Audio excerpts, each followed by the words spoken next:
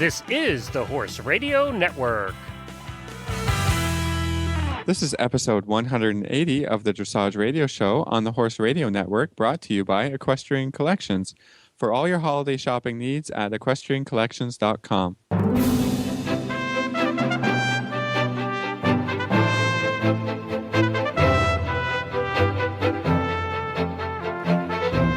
This is Reese Koffler-Stanfield from Georgetown, Kentucky.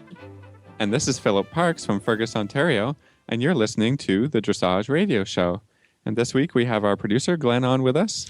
Hey, guys. Hey, Philip. It's Royal Winter Fair time. It's Royal Winter Fair week. Yeah, it's pretty exciting. Tell everybody, in the United States, a lot of people may not realize what a big deal the Royal Winter Fair is. It is huge in Canada. It is a huge show. I guess it started as a fair, and over 100 and some odd years, it's grown into this huge farming exhibition. I mean, there's everything there to do with agriculture, you know, and then the horse show is developed alongside with that. So there's a lot of jumping classes, hunter classes, and dressage stuff going on this week. So that's great. They have a Grand Prix class. It went on today, and tomorrow is the freestyle. And I think all of the Canadian Olympic riders are showing in this class. And they have a great sponsorship, and it's kind of a big deal. There's just everything is there. You know, it's even tough to describe how kind of big it is and how many people are there. Yeah, we're talking tens and tens of thousands of people every day. Yeah. Really? Yeah. Oh, yeah. Like and you know, a lot of people that have nothing to do with farming are there. They have school class trips. Like everyone in Toronto knows about it, whether they have anything to do with horses or cows or not. Everybody goes. It's a great time. They have great food. I have some. I do have some stats for you. Over bring it up. 325,000 attendees.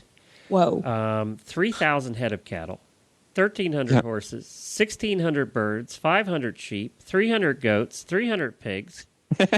So there you go. Wow. All indoors. And is it always in Toronto? In Toronto. Is it in Toronto? Yeah. Right. Wow. Almost downtown Toronto. Really? Yeah. It's indoors, and they bring it all in. And so no matter what the weather is, the show is going on, and it's really awesome. It sounds kind of like our state fair, but on steroids.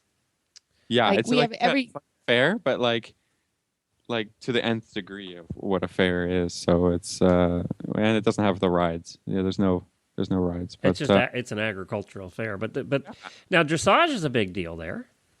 Yeah, because of the Grand Prix class, then it's a big deal. I think they have usually $10,000-$20,000 worth of prize money to be had in the class, and dressage night is they do the freestyle. Always sold out. You know, it's hard. You have to get your tickets back in September, basically, and it's awesome.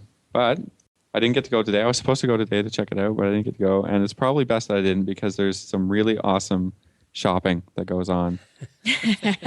Equestrian. Yes. You know, big pack tourists come and bring their things, and I normally spend way too much money, and Meredith spends more than way too much money. That a girl. That's right. Yes, he does. And I would have loved to check it out, but it's just it's been busy around here. And the jumpers are a big deal there. They do a lot of jumping classes. They have a lot of exhibitions where they bring in entertainers and things, and the entertainment apparently is pretty popular there. Yeah, a lot of they see some trick riders, a lot of demonstration riders. They do an aisle of different breeds of horses that they showcase, over the week, over the days. So pretty much, if you can think of it, it's going on. There's a rodeo. Driving. Yeah, definitely driving. That's a huge thing with carriage classes that they have. And then they do a thing, indoor eventing they even have, where they do a simulated cross-country course indoors. So it's not your traditional stadium fences. It's more to try and build a outdoor course indoors. It's tough to describe, but it's something Yeah, to no, see. that's actually becoming more and more popular. But yeah, wow, It's who crazy. knew? It's Well, crazy. so if we wanted to find information about it, where would we find information out if we wanted to go next year? Well, the website, funny you asked, I just brought it up, is royalfair.org. Royalfair.org. And we Yeah. would fly to Toronto. Of course. Wow, and everybody can go visit Philip and Meredith. They would love See me. it. I would Yeah, love to that's see this sometime because I've heard so I much think we about it. should make a field trip. I think it sounds like fun. The Horse I Radio recommend Network that. field trip. It's a great time in November. You know what else is going on, right? So Oh. yeah, it's awesome. I highly recommend it. I think everybody in Canada goes. Yeah, it's the whole population. Yeah, no, love I it. don't. I don't think the East Coast and the West Coast. Well, you know, a lot of the jumpers come in from Alberta. You know, from Spruce Meadows Well, and stuff. they actually had a lot. They have a lot of foreign jumpers this year. A lot of Jessica Springsteen is there. Reed Kessler's there. So wow. a couple of our stars from down here are headed up for that show. Yeah, they must have. We had a big show here last week, the Alltech National Horse Show. Did you So get they over? must- I did. I did get to go over, and that's one of the benefits of living in Lexington is there are all kinds of events, and the vet clinics are there. Rood and Riddle had a wonderful symposium, and so we went and had lectures, and they had an evening kind of dinner, and then we were able to watch this horse show. So, and that happens here a lot. We have horsey events at least every week or every other week that we can go to. So that was pretty exciting and had a great time. My whole barn went, and but it must have been a lot of the riders went from here to there. So that was good for them, for sure. It's So only 8 or 9 hour drive, so that's not too bad. yeah, it's not too bad. So in other news, we have some resignation of Marcus Gribb. The Canadian Dressage Canada regretfully announces his resignation as technical leader for Dressage Canada High Performance Program. He was instrumental in Canada's team silver placing in the 2011 Pan American Games. This result qualified Canada to send the team to the 2012 London Olympic Games. He was present with Canadian dressage athletes at the Games. Philip, what do you think Dressage Canada is going to do now? I don't know. I mean, I suppose they haven't announced, you know, what the plan is or when they're going to be, you know, holding interviews for his replacement. This is kind of a new thing that's just announced. So we'll see what the plan is for the future. I mean, it's really important to have a technical leader, you know, during the Pan Ams and then the Olympics. So perhaps they might take some time and this year with no major games going on, design a new plan and see where the direction of Dressage Canada is going to go with a new technical leader.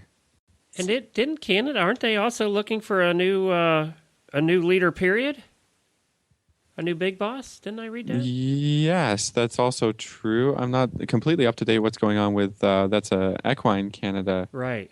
thing. So, As a matter of fact, I just got an email this week that the Equine Canada Nominations Committee would like to remind all interested candidates that the deadline to submit admissions is fast approaching. So if you want to be Canada's director at large, so yeah, they're looking for that. I think that's a big job. It won't be me. You're not applying? Maybe Reese. No, I'm not going to apply. No, that's funny. No, Yeah. no, I think no. it'll be important to get some new blood in, I think, and reorganize things and design a plan going forward to the 2016 games and the World Equestrian Games, of course. So it'll be exciting to see what happens and who's going to take the reins of this ship. And continuing in the news, Adelinda Cornelissen and Parseval claimed the second leg of the FEI World Cup with convincing wins in Lyon, France. They scored an incredible 89.375%, placing them well ahead of Italy's Valentina Truppa. After changing her training style by lightening her riding, it was clear that Parseval is coming to understand the new aids that he's receiving from his rider and responding really well, and she's doing awesome after 2 victories. Yeah, she's something to watch. So I hope everyone can look that up online because that score is great. So good for her for changing and I think as you ride a Grand Prix horse, there's always room for improvement. And sometimes you have to get a little creative or think outside the box. And I think that she's been working on that. So good for her. Great. So what else is coming up on our show today, Reese? So we have a really informative show. Lisa Garetta, who is the chairman of the Performance Standard Committee, is Performance Standard Subcommittee for USEF, is going to come on and talk to us a little bit about the new rider performance tests that are starting December 1st. And then we have a helmet series, and following with a guest who is a wonderful trainer from South Carolina, Katie Pogue, is going to talk about the importance of elasticity in your elbows. So after this break from Equestrian Collections, Lisa Garetta will come on and talk with us about the rider performance test.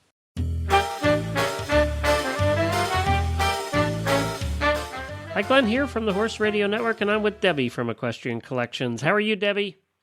Hi, Glenn. I'm just great. And this week I wanted to feature something that we have on our website, www.equestriancollections.com. You know, a lot of people say, are you only online? Well, you know what? We have taken care of that for you. We are online, but we're also catalogs online.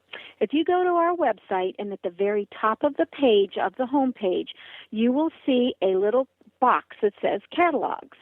You click on that, and all the catalogs from our different vendors come up. All you have to do is click on any one of them, and it opens up just like a book. It's just really cool. You just click at the bottom of the page, and the page turns as if you were looking at a catalog, sitting there in bed or something. But the best part of this kind of catalog is if you click on it, and we have this item available, all you have to do is click on it. It takes you right over so you can order it right there. So it's very convenient, and you can look at all the different things and just spend all day doing that if you'd like, because we've got plenty of them. I do really like the fact that you're looking at the manufacturer's catalog, and if you guys have it, you can just click on it. It takes you to the order page. If you don't have it, it just pops up with a little thing that says item not available, so you know exactly what you can get, what you can't get. That's exactly right, and that's such a help too, because if we can't get it, then you can't get it. So here we go. You'll know right away if you can get it from us. Very good. That's go to equestriancollections.com, the catalogs tab at the top of the page at equestriancollections.com. So, Lisa, we are excited to get started and learn all about the new rider tests that are coming into play December 1st this year. Yes, we're very excited about them, too. It's been a 4-year process of developing them through the Performance Standards Subcommittee. We've got a very good group of licensed officials, biomechanics experts, and this is the first time we've had a joint effort between the United States Dressage Federation and the United States Equestrian Federation Dressage Committee in developing a program together. So why don't you go ahead and tell us about the tests, how they came about, their purpose, and how riders can get involved with this? Well, the new rider tests are going to come into effect on December 1st, 2012. We are offering them at training, first and second level tests. The thing that is primarily different about these tests from traditional technical dressage tests is that rather than following the training pyramid to evaluate the training of the horse, these tests instead focus on the rider's ability to perform not only their proficiency and the requirements for the given level, but also their abilities as a rider to apply the aids correctly, to use correct riding biomechanics, and to fulfill the geometric requirements of the test without giving extra credit to the horse's gaits. So, Lisa, you can pretty much, sounds like, ride any horse that you have for this test. Yes. They're not designed specifically to be for the non-competitive, typically warm blood type of dressage horse. Any horse can do these, just as any horse can benefit from the basics of dressage. But yes, for riders who feel that they may have a disadvantage in going into the regular test, certainly they would not have that disadvantage in the rider test. They are very different from the traditional tests. We base them on the same format as the young horse test, so that rather than giving individual scores for each movement, the judges will watch the entire test using the directive ideas for the movements, and then the scoring is based on only 5 scores that will be given at the end of the test. Again, similar to the rider tests or to the young horse tests. In this case, judges will be evaluating specifically the rider's position, their effective use of the aids, the horse's response, and the accuracy of the exercises. Really, the only specific score that is evaluated as part of the horse is the harmony between the horse and rider. The test will be available at most shows, are you anticipating? I think that it will be interesting to see what markets jump on these tests first. Certainly, they will be able to be offered at any USEF Federation licensed dressage show, but we expect also to see a lot of them at schooling shows. These tests can be judged by any level of judge. I expect that we will have a lot of graduate judges in schooling shows. The focus on riders and evaluating riders is going to be a major portion of the 2013 National Judges Forum, and the L program is also working on some additional educational modules for the L graduates. So, Lisa, where could we find the test? If we wanted our students to start working on these tests, where would we find them, and how do we know where to enter? Well, just like the regular dressage tests, all you have to do is log on now to usef.org, and you can download the tests, any of the national tests or the training first and second level rider tests. Shortly into 2013, there'll also be a portion of the USDF member guide, as the regular tests are, and I expect that we will also be able to see them from those companies that have done such a great job in providing tests like Dressage Illustrated and Mini Widgets. Certainly they'll be in some of the Omnibuy as well. I would expect that perhaps not the shows in the very beginning of the year will offer them because they were not out at the same time or early enough for their prize list to be submitted, but shortly thereafter, I hope that we'll see them in all competitions, probably in the beginning as a rider test of choice. Now, is there a vision for this to become like a national championship test, or is this just designed a little bit towards grassroots schooling show type stuff? Well, you're way ahead of us. I think that in the beginning, although, yes, we have already had questions when you're doing the third, fourth level test as well, we wanted to get our feet wet, let everybody have an opportunity to see these new tests, ride them, see what's good, and see what can be improved. We'll see where the industry wants it to go. If they want more tests going up the levels, then certainly that is an option. At this point, there are no plans to include them, for example, in the regional championships, but I would not be at all surprised if we do not see an awards program within the USDF that is similar to the rider medals for the rider test. They will not be part of the bronze, silver, and gold medals, but it wouldn't surprise me at all if we didn't have something coming along to allow riders to have recognition of their achievements in the rider tests. There are, at this point, no plans to add them into the regional championships.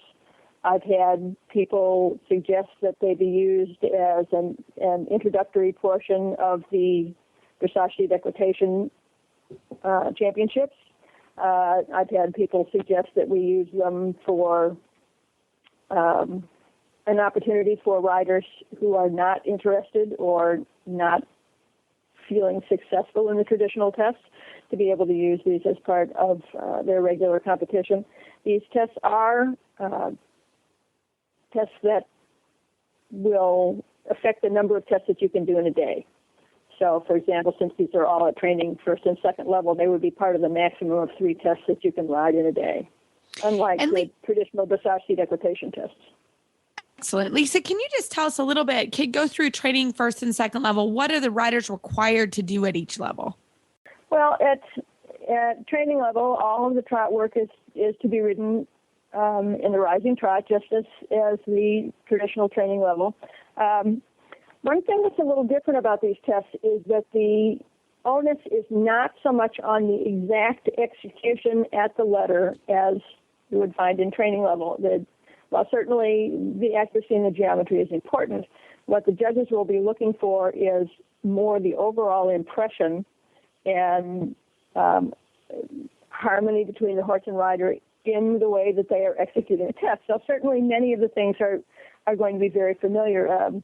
The half circles at 20 meters, but in a half circle of 20 meters near the center line, for example, we've got 3 to 6 steps of walk to give the judge an opportunity to evaluate how the rider maintains their posture and alignment, how they ride the transition, whether or not the horse is properly bent on the half circle, whether or not they show a smooth forward transition, whether they have a few well-defined walk steps as they then proceed back into the working trot. Certainly the changes of rein will be very familiar. The gaits will be the same, the working walk, the working trot, the medium walk, the free walk. Of course, everyone will want to have an opportunity to show their ability at the stretching circle. But in all cases, a rider on a great moving horse, if they can't sit on that great moving horse, will not have an advantage as they will so much in the training level tests. If you have a wonderful mover and you can ride that wonderful mover, that's always an advantage. But in this case, for the rider test, the focus is truly on how the rider does his job. Excellent. And how about the first level test? Well, as we move on into first level, there the judges will be looking for, just as in the training level tests, the requirements for training level, but as we move on into first level, they'll be looking for correct alignment, posture, and mechanics. There will be more sitting trot work, so the ability to maintain a steady, elastic rein contact. One thing that perhaps, unless you've been around in dressage for a very long time, will be a new movement, and it's not been in the rule book for many, many years, and that is we've reintroduced the turn on the forehand. In this case, because it's a great training exercise. The transitions will have to be in a little better balance, but again, the judges will be looking for how the rider rides the transition more than the horse's performance. Movements will be similar, but the big thing to remember in rider tests is that when, for example, they're doing a working canter in a circle of left lead in 20 meters, in the second half of the circle, there's a lengthening of the stride in the canter. So the judge will be looking for whether or not the rider is centered, whether or not they are vertical and symmetrical, whether or not they show the correct mechanics and timing in the working and the lengthening of the canter strides, whether they maintain an elastic rein contact. So these are very different things. If you look at the technical tests, we are truly focusing on the rider. Excellent. And but to finish with this, the second level, what are the requirements at second level? Well, you'll find in the rider test that the training level test is very user-friendly. The first level test requires a little bit more, where we really got down to brass tacks as to whether or not the rider is doing a sufficient job of the mechanics required, biomechanics, and the geometry of the second level test. It's a tough test, and it's a little bit longer. In the second level test, you'll not only have the traditional movements, the medium trot with a few steps of collection over X, which comes from the technical test, but in this case, the judges will be looking for correct sitting mechanics of the rider in the collected and the medium gait, whether or not they maintain the straightness and the balance, whether or not the horse lengthens and shortens the stride and the frame and in a consistent tempo, but all from the rider's perspective.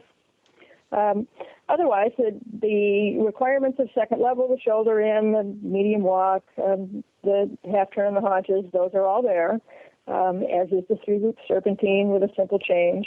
But in all cases, the judge will be evaluating how the rider performs those tests. at second level, certainly the geometry becomes a little more important, whether or not serpentine is a correct 3 loops, whether or not there's straightness each time the crossing center line. Certainly that is a factor in the technical second level test, but the onus is much more on the rider in the rider test. Great. Well, Lisa, thank you so much for coming on and teaching us a little bit about what's going to happen starting December 1st. And I know I'm going to have some clients that are really excited about these tests, and I look forward to doing them with everyone. So thanks so much for coming on tonight. Well, we're very excited about them. We've had great feedback in the development of them from the USDF certified instructors. We've had a lot of great work and feedback in defining rider biomechanics. I think it will be a little bit of a learning curve for our judges, which again is why they're going to focus on judge training for riders in 2013. We're looking forward to it. I think this is a huge progressive step for dressage in the United States. Well, Reese and Philip, we have coming up next the first part in a helmet series that we are doing in conjunction with Charles Owen and Riders for Helmets and the whole Horse Radio Network, actually. And this is a special holiday series called Giving the Gift of Safety, Purchasing a Helmet for You and Your Loved Ones at Christmas. And we had the help of Roy from Charles Owen, who I know that you probably know. And he probably knows more about helmets than his family does for the last 100 years than anybody out there. So we're also working with Lindsay over at Riders for Helmets with some amazing stories and interviewing some amazing people who have survived crashes and things. So this will be a series over the next couple of weeks, and that we hope you enjoy it. This is part 1 of our helmet series.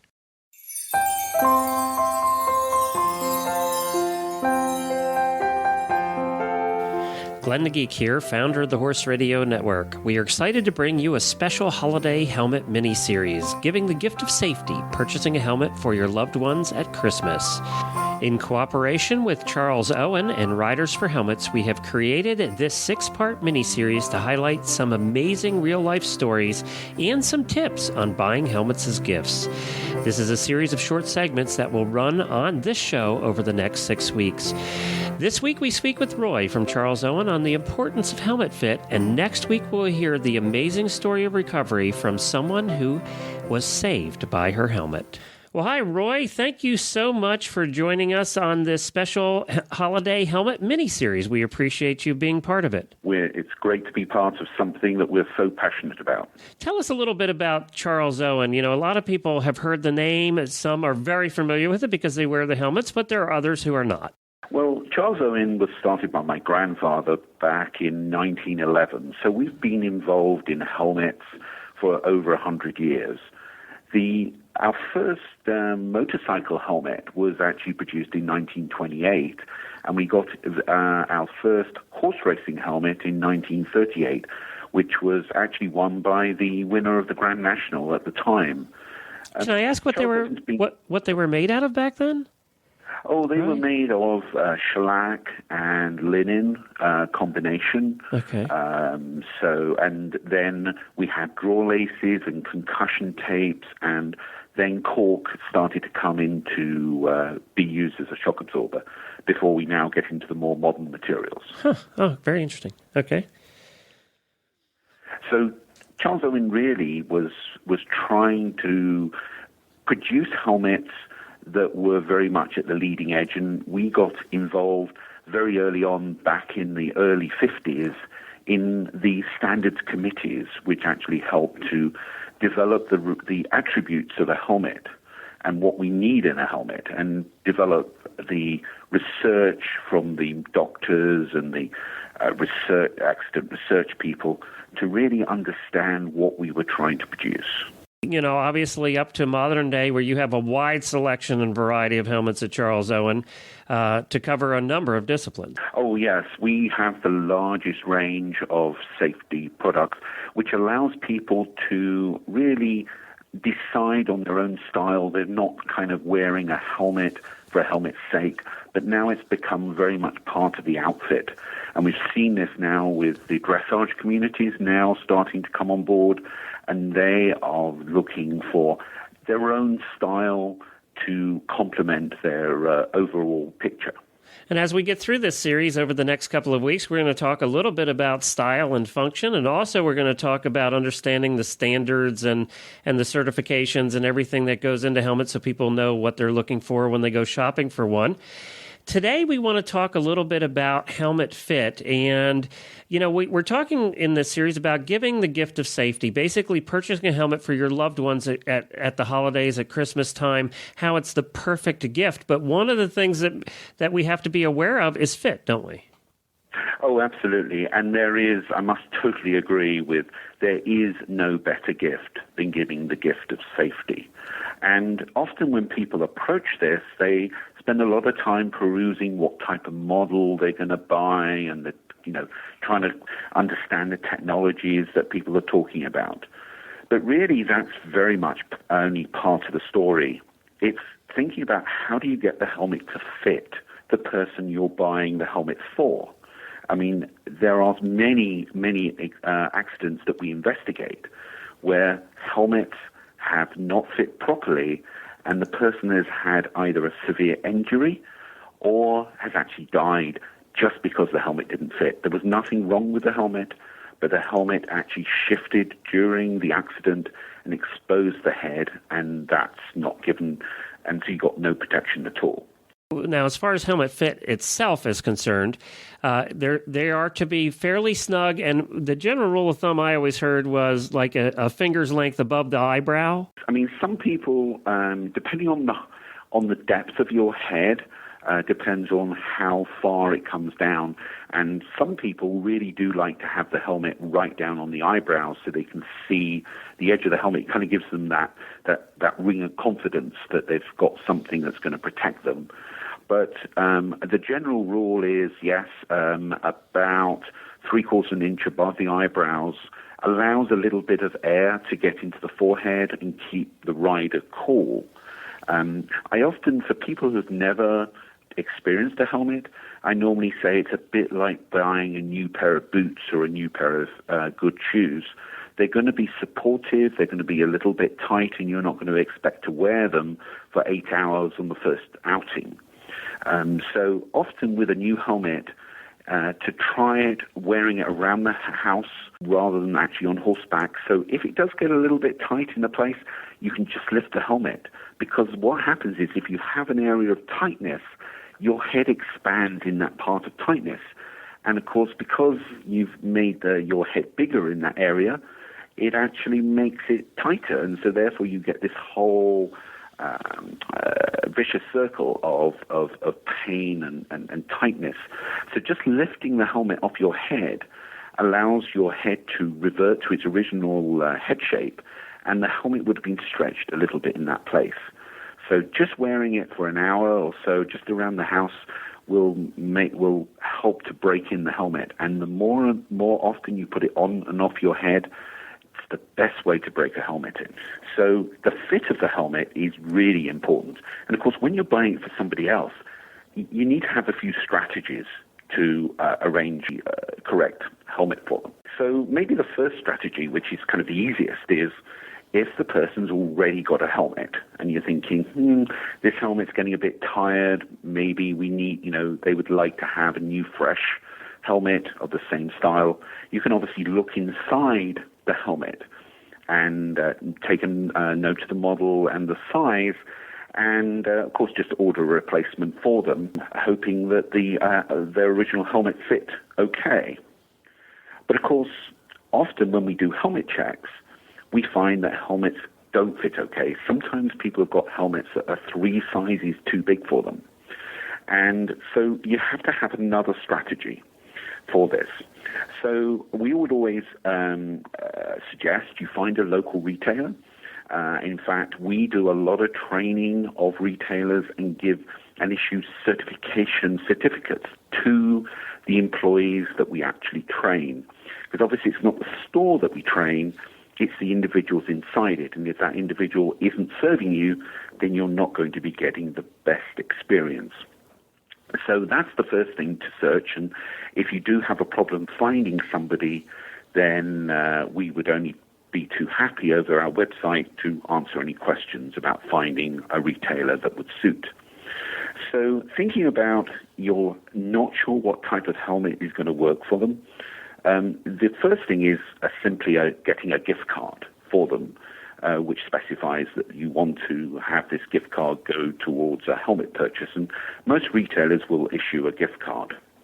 Now, if we want to step it up a bit and really kind of get this sense that you're trying to give a gift of safety, then maybe having the card for an appointment with a professional helmet fitter would actually really emphasize that you do take care. This is not just a product that you're purchasing. You're actually going to be purchasing an experience for them. And they're actually perhaps very, very first time in their life, they might have actually be going for a professional helmet fitting. So talk to your local retailer about whether that's something they can offer.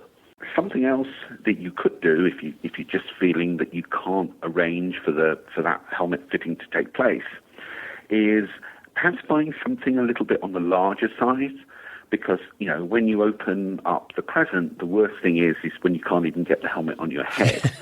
So buying something a little bit on the big side. But there's a big warning here. A lot of stores will not accept return helmets. They often have it. So if you are going to buy something that you're intending to return or have it refitted, do make sure that the store is going to be happy, because some stores will only allow gift certificates and won't allow you to return the helmet. And then, of course, that's a real nightmare. And I might offer another alternative, too, is that you take the person early, forget about the surprise, tell them you're buying the helmet for them for the holidays, and let them start wearing it right away. So they get the protection immediately, and you still are getting them the gift of safety. So, that's a great suggestion. Now, an area that a lot of people ignore about fitting, and in fact some stores actually don't do this for you because they expect the customer to do it themselves, is adjusting the harness. They kind of fit the helmet on your head and then they just kind of leave you to do the straps. So when you do have the helmet fitted, do make sure that they take care to adjust the strap underneath your chin, as well as the adjustment systems at the rear of the head. Because if those systems are not adjusted correctly, it's quite possible for the helmet to actually fly off the head during the fall, and of course then the whole of the rest of the fitting system has been rendered useless. Something else that I've seen 1,000 times over, and a lot of people don't realize that if your current helmet is more than 5 years old, you should replace it. 5 years of an average user. I mean, if you're somebody that rides every day, it's probably going to be a shorter life than that. Where can people learn more about the Charles Owens helmets that are available for the holidays? Well, our website is a great place to start. It has our whole range, but it's always worthwhile just popping down to your local retailer who has a good selection of helmets. Thank you, Roy. We'll be back again next time to talk about the standards and certifications inside a helmet and what do they mean. Thank you to Riders for Helmets for everything they do for helmet awareness and safety. You can visit them at riders4helmets.com. And thank you to Charles Owen. You can visit them at charlesowen.co.uk. Back next week with the amazing story of a woman who survived a very tragic fall thanks to her helmet.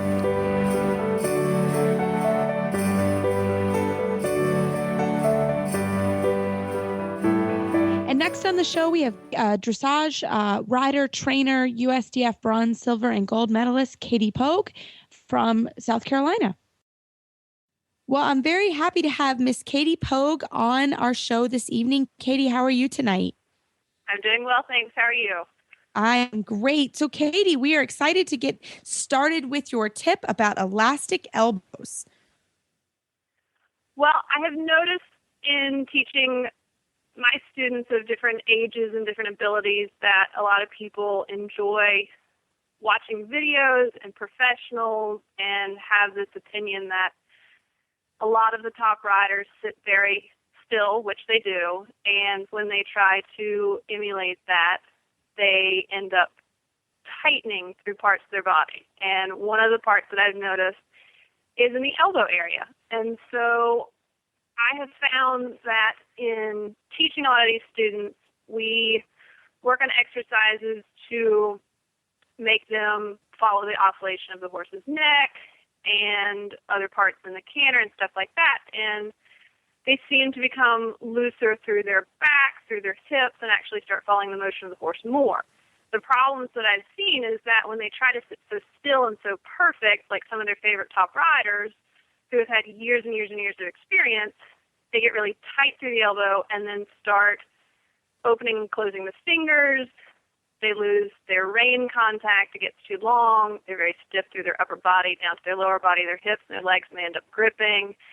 And so I've been able to find that if I can isolate more through the elbow and get them more in rhythm with the horse through the elbow and following and just almost working on some exercises and different things to make them more aware of that, they actually start letting go in other parts of their body. And they start getting looser. The horse's back starts relaxing more. And it has been a helpful teaching tip and exercise for me and many of my students. And so I felt it would be fun to discuss and see if anybody else has kind of experienced things like that too.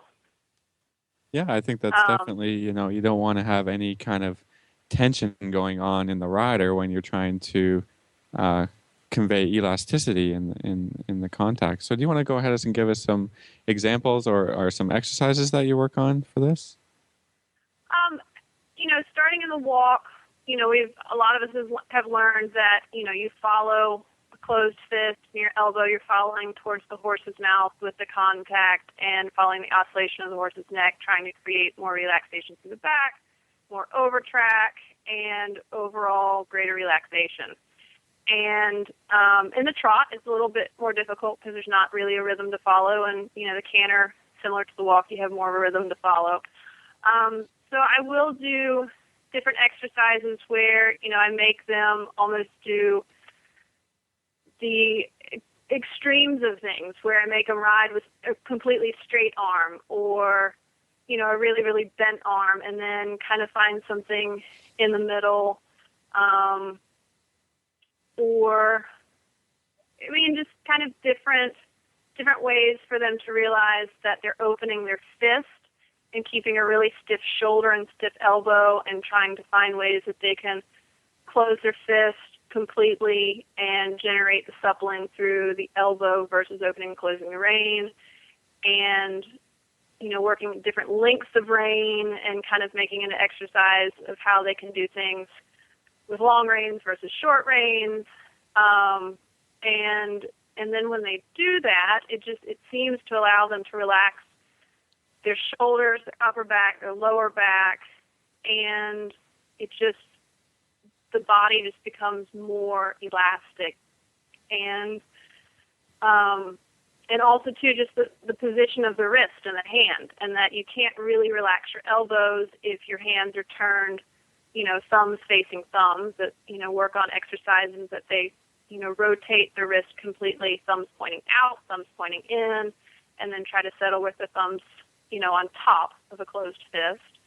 And, a lot of times you'll see, I have experienced from some of students that I've had that have come from the jumping world, their elbows are far apart from their body and trying to bring their elbows closer. And once their elbows are closer, then it connects more with their back and they have more stability through their core, which once they have that, then they're more relaxed.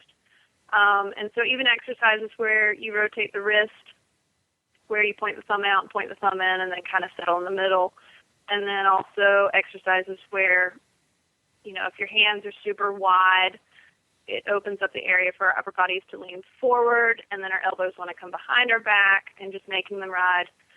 Exercise, again, making their hands go really, really wide and then really close, and just letting them, once they feel the extremes of the awkwardness where they're actually kind of wanting to go towards, then I think it's more of an eye-opener for them when they go, that's what I'm doing. It's so much more comfortable, and I feel like I have so much more control. when I come close to my body with my elbow and I rotate my wrist and my thumb's on top and I can bend my elbow and things like that, the core starts coming together and parts of the body start working together more in harmony. And so just kind of little exercises where, you put them kind of in extremes, almost kind of a lunging lesson where you make parts of their body kind of do different things and then come back to kind of a neutral center to help find the elasticity. And Katie, you talked a little bit about the shoulder. I think that was really, you talked about it quickly, but talk a little bit more about how important the shoulder is also, not just the elbow. Well, and for a lot of us and teachers and students, you hear the shoulder, hip, heel, and the vertical alignment of our body and classical position. Some people say ear, shoulder, hip, heel. And so when you're trying to maintain the alignment as a rider, you have, the shoulders are part of it. And if the shoulders are not sitting above the hips, then you're going to have problems when you're trying to use your body to help encourage the horse to connect more. And so then also in exercises and things, I do pay attention to the shoulders and people sitting up straight and shoulders back and, preparing for turns or corners through their upper body and through their shoulders. And the elbow is a part of that too. And if the shoulders and the collarbone, almost like you're holding your breath, if that is very stiff, even more so if your elbows are away from your body, then, again, it's more resistance through our body, and we're not able to keep our alignment. We have more stiffness.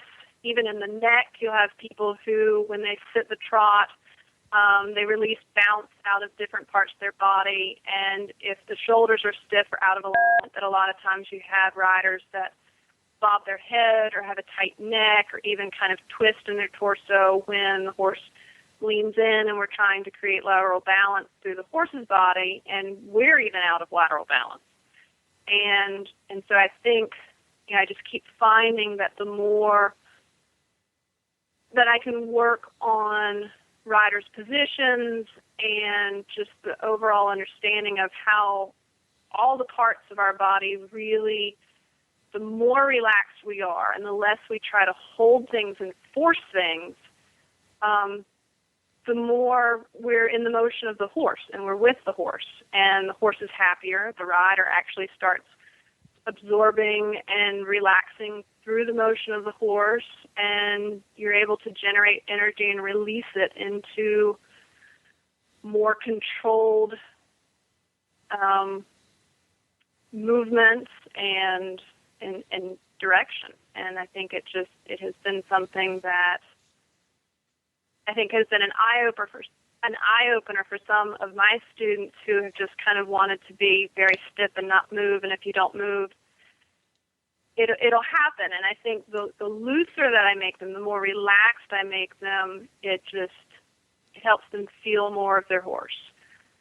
And so the shoulders definitely are part of the whole package. Yeah.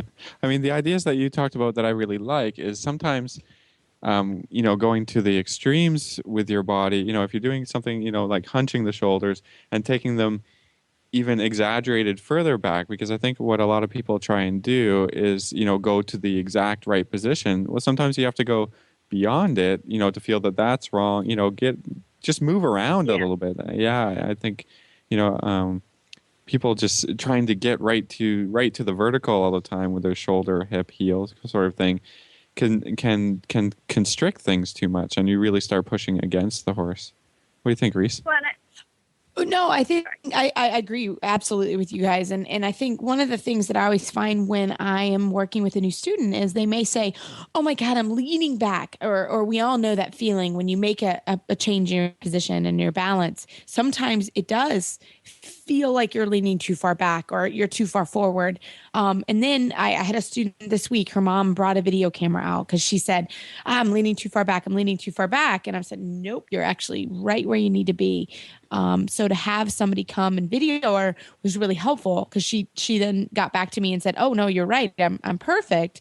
But that can happen as you make a change like that. Wouldn't you guys say? No, I definitely agree.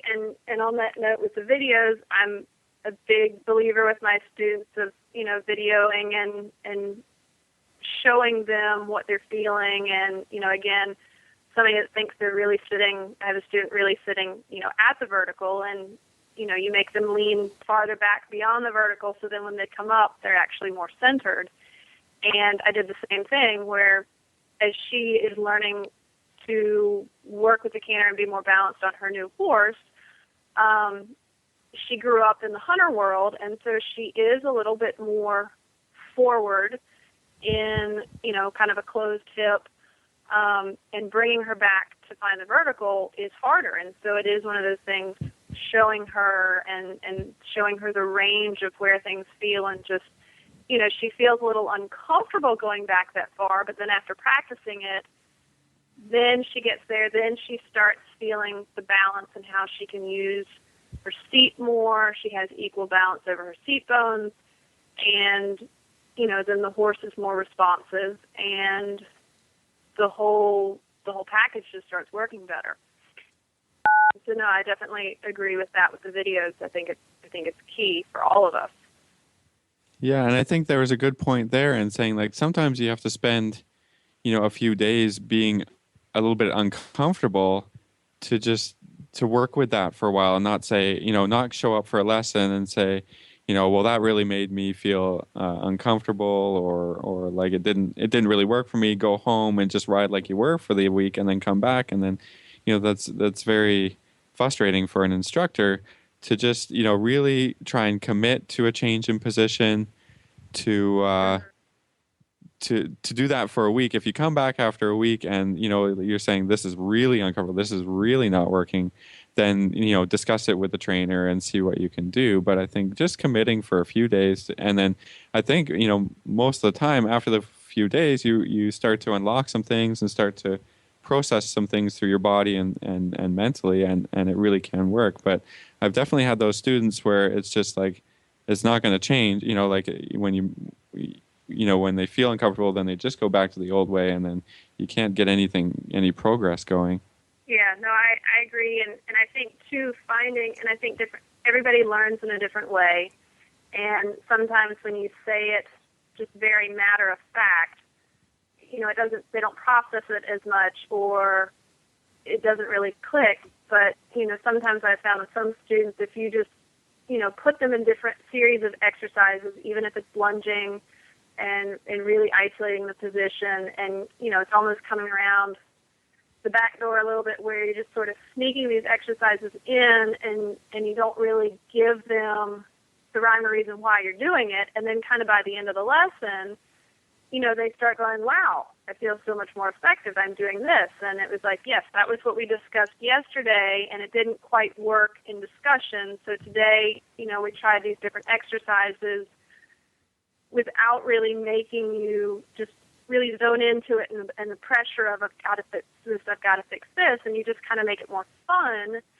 And then all of a sudden they kind of start adjusting their body, and sometimes that, I think, seems to work, where you do that sometimes, or even a series of days or rides, and it becomes more fun than this drill of, I got to do this, it's not right if I don't do that. And then when somebody gets so mentally involved with it that way, or frustrated, then they actually start tightening other parts of their body, getting leverage to straighten something or make something better. And so that's, again, back around to the elbow thing. A lot of people, I think throughout that, even lunge lessons, they try so hard to hold themselves still to get leverage for something else.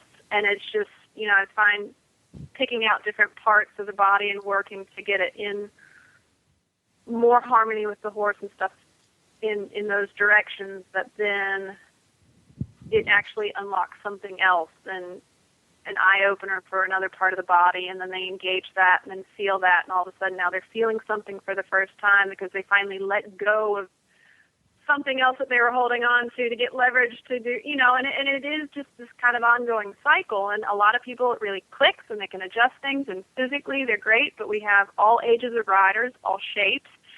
And I think it's our job as instructors to, continue working, and I think it's great to work with all disciplines, and everybody works slightly different, like I said, and just coming up with these great ideas where you can plug into different people and either how they learn or physical issues or stiffnesses or things like that, so that everybody can still participate and try to get these feelings and just overall become better and more educated. And I think the more that people know their whole range and why the body works the way it does and why the position is how it is and all that. And I think all of that is just, it's really, really key. And so I really try to help people find that balance and understanding. I want them to have the chance to feel the things that I feel and enjoy it as much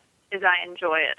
And I think it's interesting to try to teach all the different people and horses, and we do the same with horses as far as different exercises, and different horses learn, at different rates, and some exercises are better for other horses that make them click and learn, and being able to teach that for them, to me, it applies the same way to students, and trying to find a way that things really click for them and make sense, and keeping it fun, that it isn't that you just drill it and grind it and you lose the fun and you're never going to get there and all that, and the frustration comes through, and just trying to give them windows where, there it is, you got it. All right, now we got to keep this and keep this feeling until it just becomes,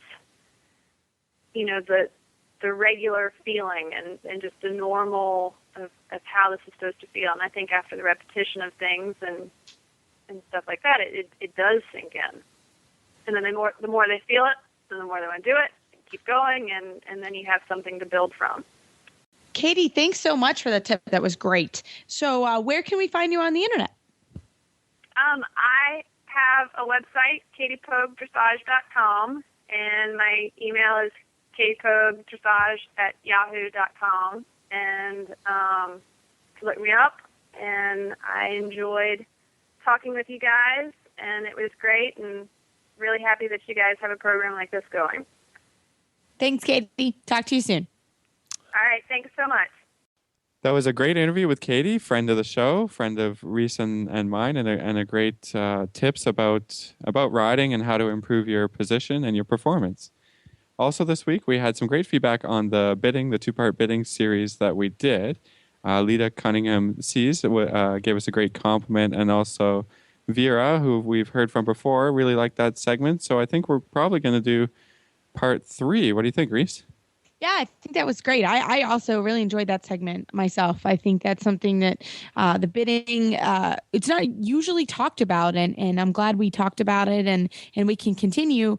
Beth was wonderful, and we'll have her back on the show. I'm sure she'll love to come back on, and we'll talk about more questions. So if you have any other questions for Beth about bidding or some specific questions, again, Vera is a wonderful friend of the show. She gave us some great questions, but please send it to us, and we will try and get that on the show. And if we can't ask or answer any questions that you send in, we will make sure that we find somebody that can. So thanks for listening, and you can find... Before we go today, before you wrap up, sorry. You guys are going to be together tomorrow.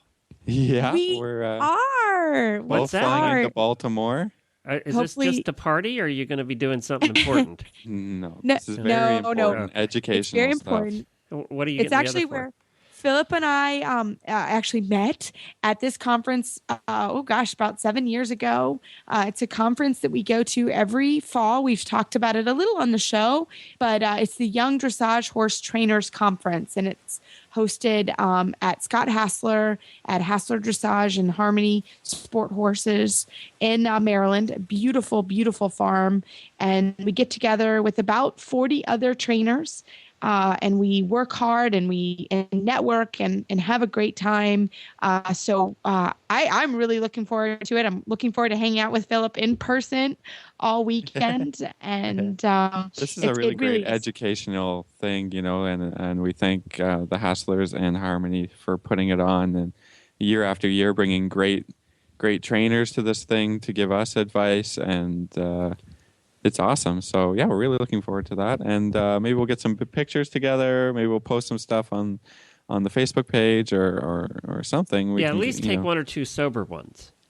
Oh, come on. We will. Well, it is. And it's a great networking. It's one of the only conferences that I go to, Phil, I'm not sure about you, but where it's just trainers. It's not press, it's not owners. It's really dedicated to kind of building the village of trainers, which is really nice. It's hard to find that. And it is great. Again, that's how I met Philip and how the radio show started and that kind of thing. So it is really, it is something I look forward to. I know Philip is the same every year, so can't wait for tomorrow. Hopefully, there's a nor'easter coming in. I was just going to say, you get a blessing of some snow. You get to play it. Let's hope that's over and done with. Yeah, before we land, and all our friends that are still cleaning up from Sandy, we still all think of you, and hopefully tomorrow with the snow coming in, you're doing okay.